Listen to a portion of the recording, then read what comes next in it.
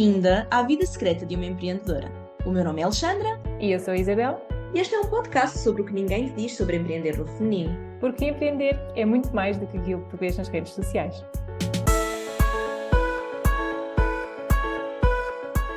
Alô, seja muito bem-vinda a novo episódio de Vida Secreta de uma Empreendedora. Meu Deus, é o terceiro episódio da nossa segunda, se não assim é quatro, segunda temporada! Espetacular este entusiasmo. Que eu faço assim, digo, não, se não assim é quatro, depois peço isto no áudio, não se muito bem. Sabes que não vamos cortar isto, certo? É assim, meninas e meninas, a vida secreta de uma empreendedora, quando se está a gravar com boa disposição, acontecem estas coisas. É o entusiasmo. Há bloopers, há enganos e há muitas gargalhadas. Ao menos aqui não nos faltam as gargalhadas, ao menos valha-nos isso.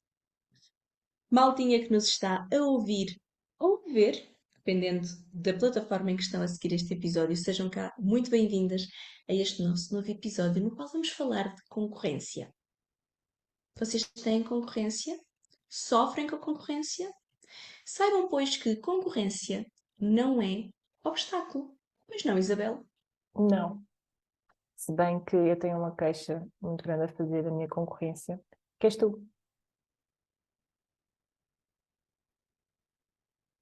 Uma Agora queixa muito ficaste? grande. Não, estou a brincar, não tenho nenhuma queixa. Mas estava a pensar, mas quem é que é a minha concorrência? A minha concorrência és tu. E estamos aqui nós as duas.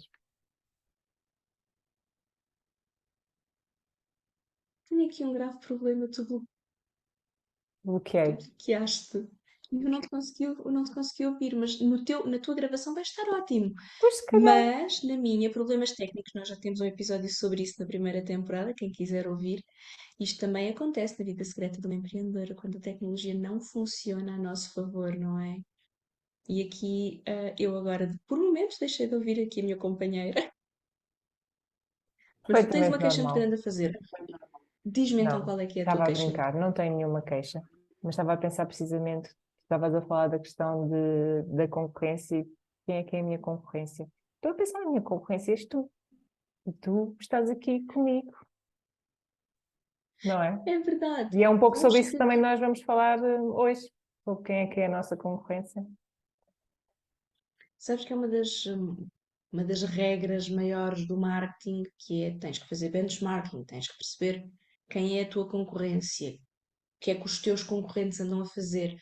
Mas por vezes torna-se difícil, porque quem está neste mundo dos infoprodutos, sim, nós escolhemos um nicho, sim, nós definimos qual é que é o nosso público-alvo, qual é que é a nossa persona, e depois temos que ir ver o que é que os nossos concorrentes fazem. Mas a verdade é que, imagina, um coach que faz coach de nutrição e acompanha uma pessoa na sua perda de peso, não é um nutricionista, mas também não é o Tony Robbins. Então, quem é o seu concorrente? Ou será que a concorrência, assim dita tão encaixotadinha numa caixa, perde um bocadinho o sentido quando estamos no digital e quando estamos a ser, acima de tudo, autênticos? Eu acho que nós às vezes, eu senti isto quando foi precisamente nessa fase de ver o que a nossa concorrência estava a fazer. Eu sentia-me um bocado perdida, porque eu não encontrava concorrência. Porque eu era muito especial, não é? Não, não é por causa disso. Mas porque eu pensava, mas ninguém fala exatamente do mesmo que eu falo. Há pessoas que falam sobre hábitos, há pessoas que falam sobre gestão de tempo, mas da maneira como eu falo, não há concorrência. Eu estava aqui a dizer que a minha concorrência és tu, porque tu és aquela pessoa que eu encontro que aquilo que falas é o que se aproxima mais daquilo que eu falo. E mesmo assim consegue ser diferente, não é? Porque é muito fácil nós encontrarmos, se calhar, pessoas que falam de coisas parecidas com as que nós falamos, mas até que ponto é que essas pessoas são uma concorrência?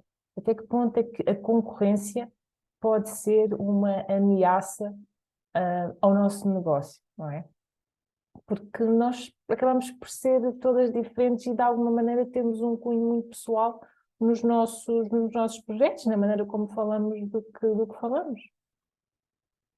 Sabes que eu acho que é precisamente aí que entra o nosso poder e a grande chave disto tudo. Existe concorrência, óbvio, existem pessoas que vendem os mesmos serviços ou os mesmos produtos, mas depois vêm as marcas e as marcas fazem toda a diferença quando falamos de concorrência, porque tu vês no supermercado e existe uma prateleira cheia de colas, mas depois tens as marcas. E as marcas fazem a diferença porque já não estão a vender exatamente o mesmo produto para as mesmas pessoas. Há posicionamentos diferentes, há valores diferentes a serem comunicados, e se há uns anos o grande fator de reputação das marcas era o serviço ou o produto, a qualidade do serviço ou do produto, com toda a pandemia e com tudo o que tem acontecido nos últimos anos, isso tem mudado. E hoje em dia, e estou a falar de grandes marcas, não só de empreendedoras, mas de grandes marcas de empresas estabelecidas no mercado, a reputação das empresas é medida pela forma como elas tratam as suas pessoas, pelos valores que abraçam, pelo lado humano que abraçam, pelo seu posicionamento. Não é por acaso que tu agora começas a ver florescer o nicho do posicionamento de marca, e já há várias empreendedoras nesse nicho também, que é posiciona-te, encontra o teu posicionamento para quê? Para te diferenciares da concorrência. Porque quando tu. E o posicionamento tem que ser autêntico, porque não vale de nada termos uma máscara, a máscara mais tarde ou mais cedo cai. Sempre. Sempre. Isso acontece connosco, empreendedoras, isso acontece com as grandes marcas.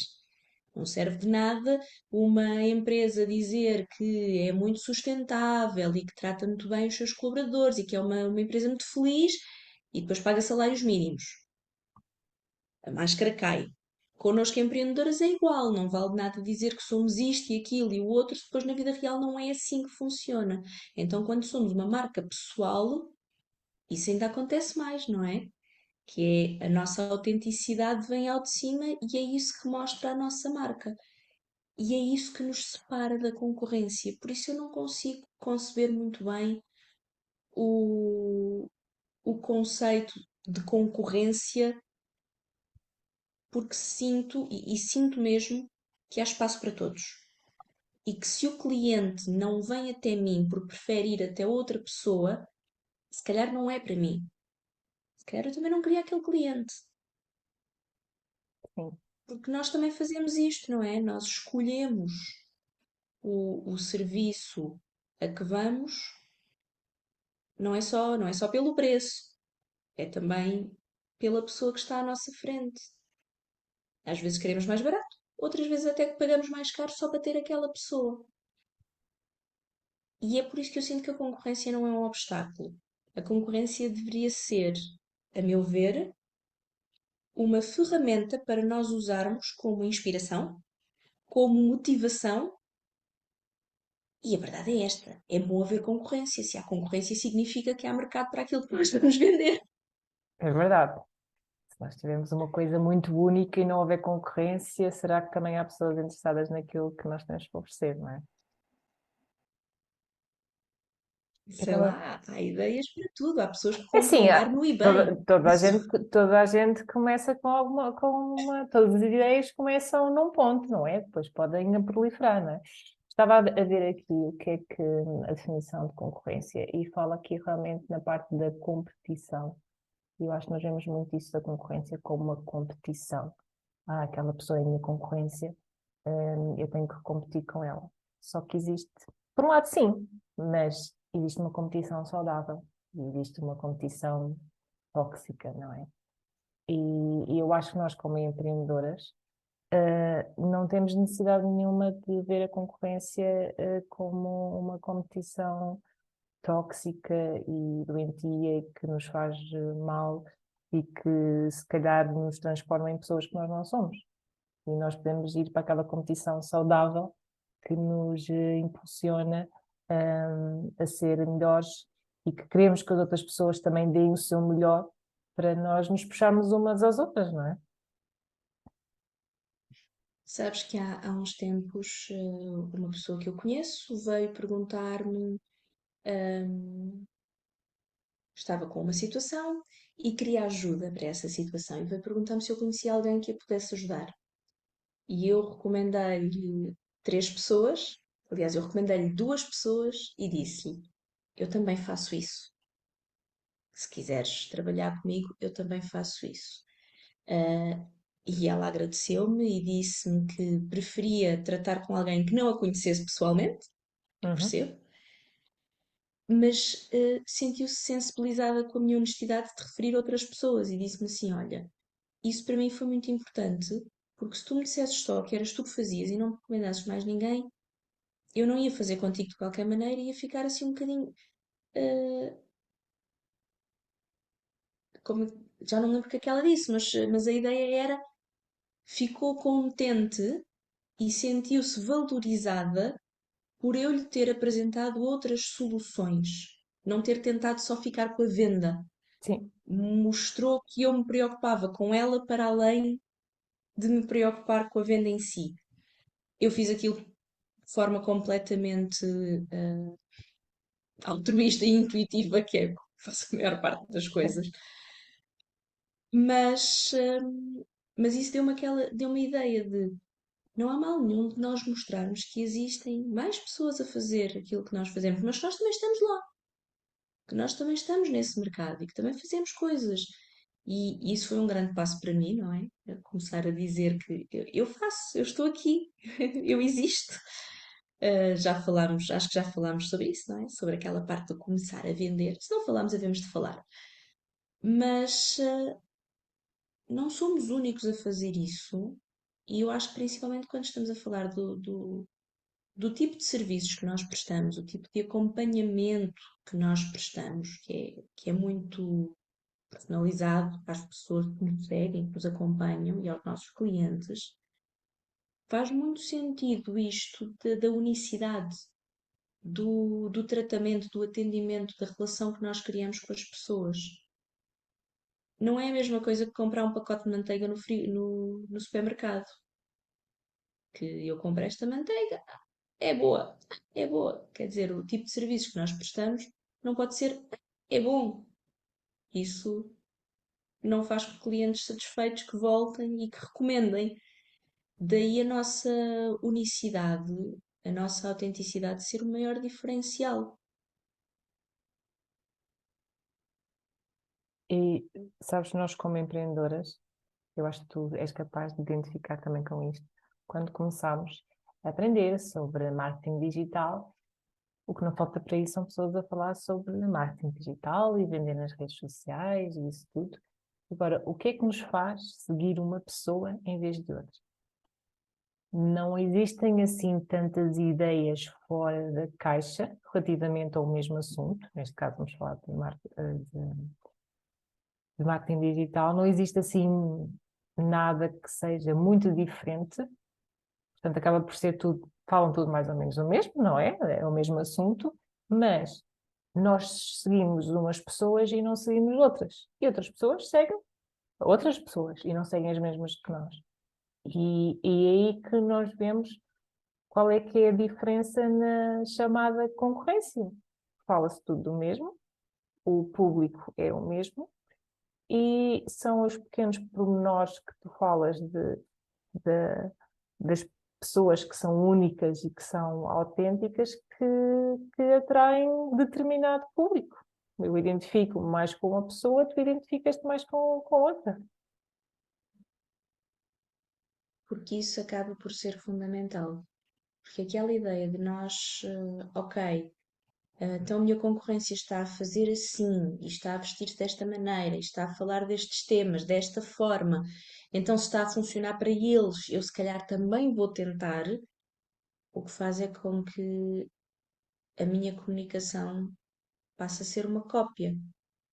E nós vemos tanta gente a ser cópias uns dos outros por essa internet fora, que às vezes, eu não sei se te acontece, às vezes chego a dar por mim, e vamos nos referir novamente às redes sociais e ao Instagram, a ver uma publicação e pensar, isto é de uma pessoa, e depois vou ver, não, afinal é de outra.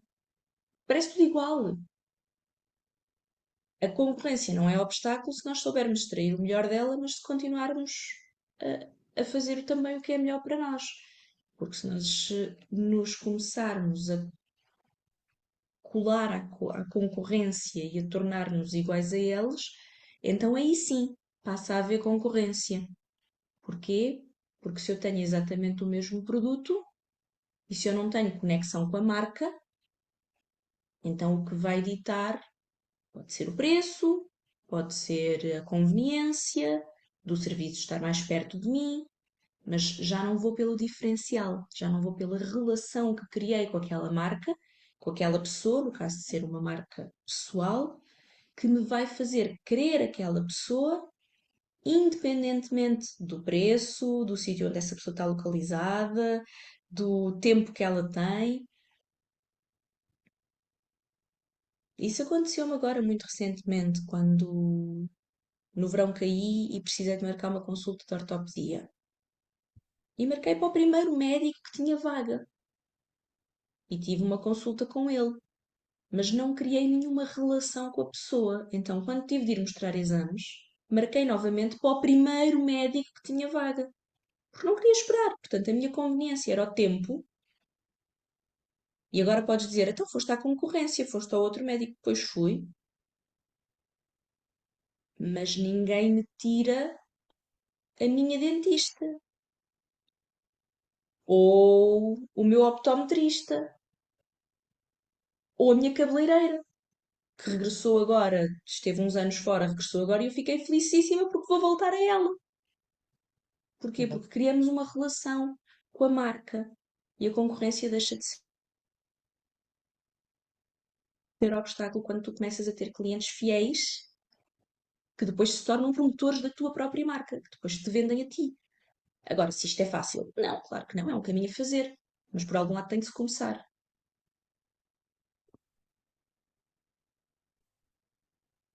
E agora?